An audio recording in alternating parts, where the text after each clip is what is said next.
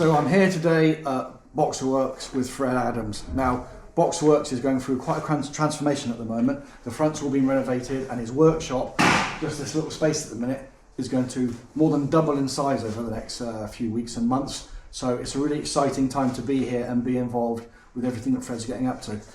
Now, for those that don't know Fred, he's a phenomenal mechanic. And his track record in racing, I think, is really key to why I trust him with my bikes. Now, there's a list of accolades that's in front of me, and I'm going to read them out just to really know the calibre of the person that you're going to let work on your bike.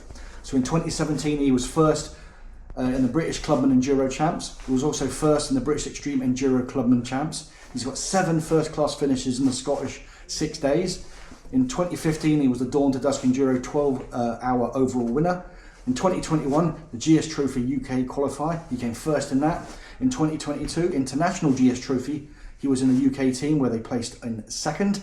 He is also a BVM Moto BMW apprentice, and he's put his business first at the moment. He was a BMW off-road skills instructor. It's an incredible track record, and I think it's really important when you're working with your mechanic to know where their passion lies.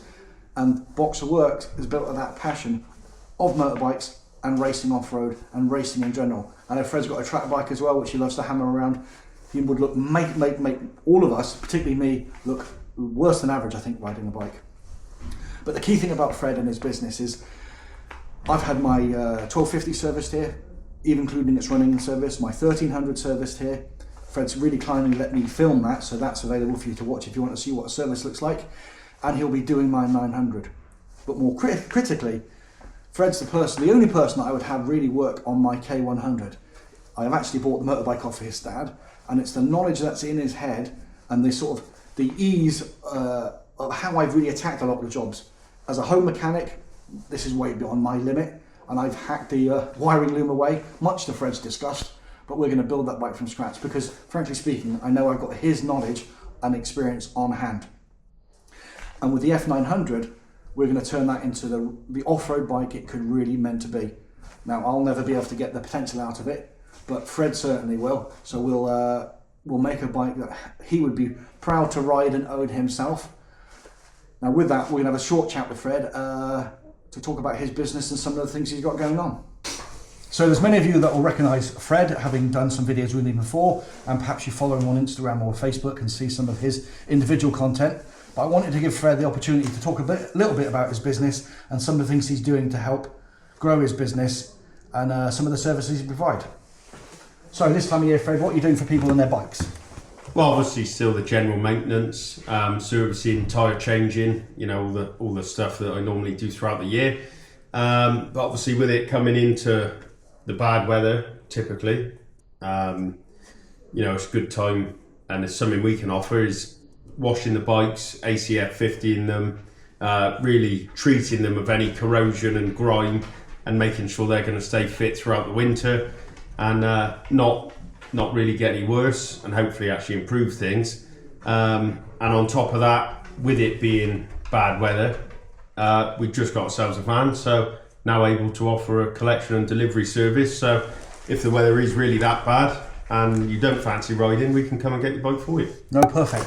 And I will say that I have seen Fred do a clean on a bike before, and the tank was off, all the panels were off. It wasn't a superficial spit and polish on the external, it was a deep clean, which I know there's a lot of valeters out there, sort of car valeters that do bikes, and frankly speaking, they're not cleaning their bikes like that. No, I think it's important to get to, the actual base of the bike. There's a lot of parts that, regardless of any time of the year, aren't washed, aren't given attention to, so I make sure it's all good underneath the tank.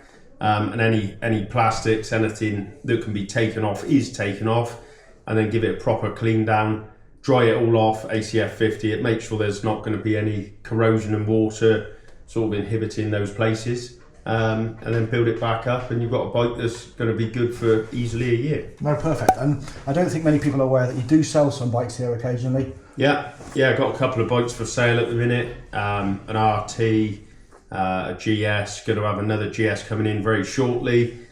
Got a Boxer Cup that I'm working on that may well be up for sale to the right person. So yeah, try and keep that ticking over as well. No, perfect. And I will say, as much as off camera, Fred and I are quite abusive to each other in a friendly way, there is generally nobody else that had work on my bike.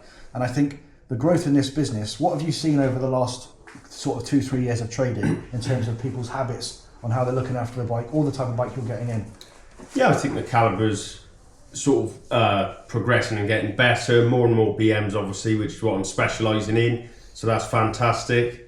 And obviously it's very nice for me seeing bikes that are coming in for the first time, and I'm rectifying issues that I actually rectified on other customers' bikes 3 years ago that have been coming back in for that routine maintenance, and those issues are gone because I've dealt with them properly, whether that be greasing drive shaft splines or cleaning brake calipers and making sure the pads are moving freely. You know, just some of the smaller things that on manufacturers' service schedules are sometimes overlooked until years down the line. No, perfect. And I will say, for the videos I've posted recently about me getting rid of my 1300 to go to the 900, there's something that really stuck in my mind that Fred said to me some weeks ago. It pains me to give him credit for this, but in my head, is that I do think that the telelever suspension is overly forgiving on the road, and it makes us appear to be a lot better riders than we actually are, because it sort of irons out all the creases. So with that, and when we go into doing the custom work on that F900, what do you envision us getting away with on that bike without having a blank checkbook? Well, you told me it was a blank checkbook, firstly, but it, yeah, I mean, I think we'll look at doing some fork modifications, get that a bit more capable for off-road riding. At the minute, they're independent fork legs, so rebound and compression on each leg, as opposed to you look at any good off-road suspension on a dirt bike, and they've got both on both legs. Mm-hmm. So I'm sure someone like K-Tech may bring out a kit to sort of supersede what's on there and rectify that and actually turn your stock suspension into something much better. And then the rear, I think we need to look into it. Maybe that you go for the adventure, the F900 GS with the Enduro pack. You know, get that shot potentially, or we find a different alternative. And maybe be able to revamp it. Wheels, yeah, I think certainly for off-road riding, same applies on the big GSs. You've got their spoked wheels, which are, you know, a great wheel, but you can ding them and crack them and dent them. And there's companies like XL who manufacture rims that if you could lace a rim like that to the wheel on the bike, you're going to end up with a much stronger and superior wheel for off-road riding. No, nice. And I think to anybody out there who wants to tackle jobs that maybe is a little bit beyond their knowledge, and I don't care where you live in the UK, I think coming down to South Gloss to see Fred is definitely a worthy exercise.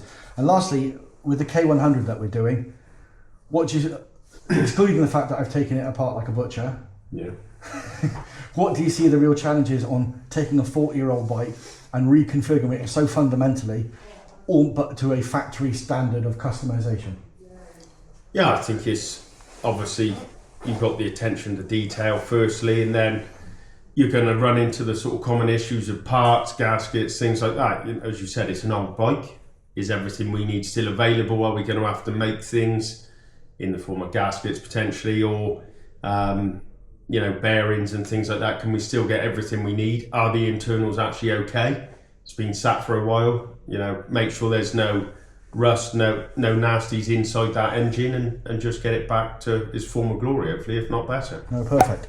And lastly, I think as many of you may have seen that I put this logo on some of my videos. That's the videos I sort of do with Fred in the background, really.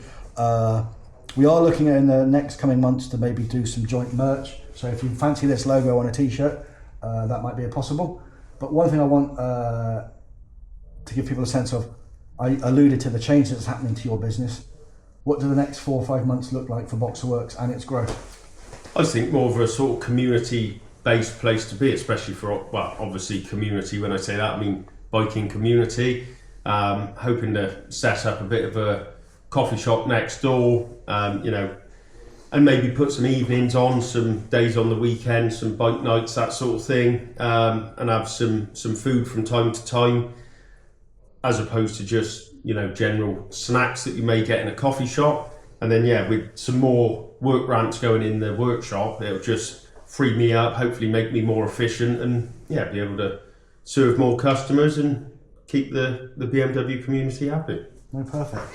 So as I said before, take a look at Fred's Instagram, take a look at his Facebook under Boxer Works. I'll put links in the description below.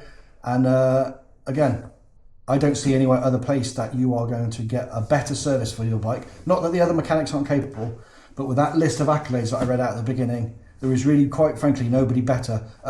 And the price that Fred charges is obscenely low to have service your bike. So with that, if you could hit subscribe, that'd be awesome. Cheers.